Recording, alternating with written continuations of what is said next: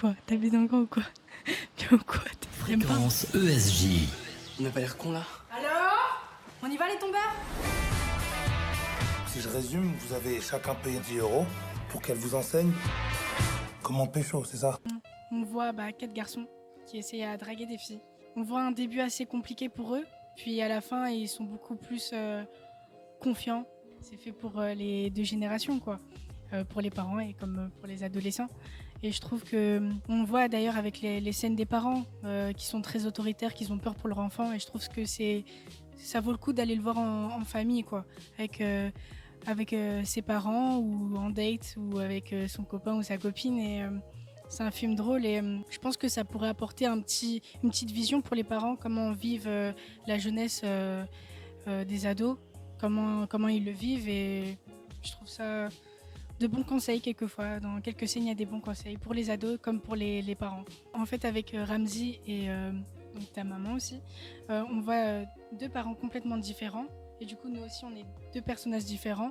On voit d'un côté un père qui est vraiment autoritaire avec son enfant, qui la protège beaucoup trop. Et que toi, ta mère, elle est protectrice elle aussi, mais elle te laisse une grande liberté, elle est beaucoup plus pote avec toi. T'es allé voir une fille de joie? Non, elle tire tout le temps la gueule. Je me rappelle d'un moment où il devait... c'était la première scène que j'avais avec lui, il devait en mode m'engueuler, genre vraiment me et moi genre j'étais obligé de rigoler, genre j'arrivais pas à... Donc voilà, voilà, ça s'est passé comme ça au début avec Ramzy. Ouais, il m'était vraiment à l'aise. Oui, pendant les répétitions, j'ai répété une fois avec lui et la première approche qu'il m'a apportée, c'était avec son humour. Il m'a accueilli à bras ouverts, il était vraiment sympa, super cool. Il m'a tout de suite détendu.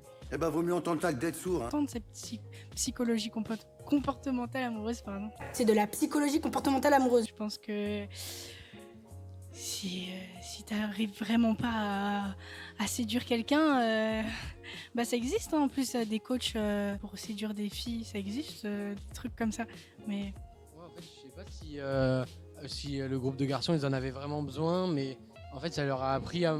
Voilà, ça leur a montré que genre ils peuvent être eux-mêmes. Et après je pense que ouais, ça pourrait être bien, pas forcément pour des garçons comme là les quatre, mais ça pourrait être bien, psychologie comportementale amoureuse, ça pourrait être, ouais, je pense que ça pourrait être bien. ouais, t'inquiète, on va te sauver Willy.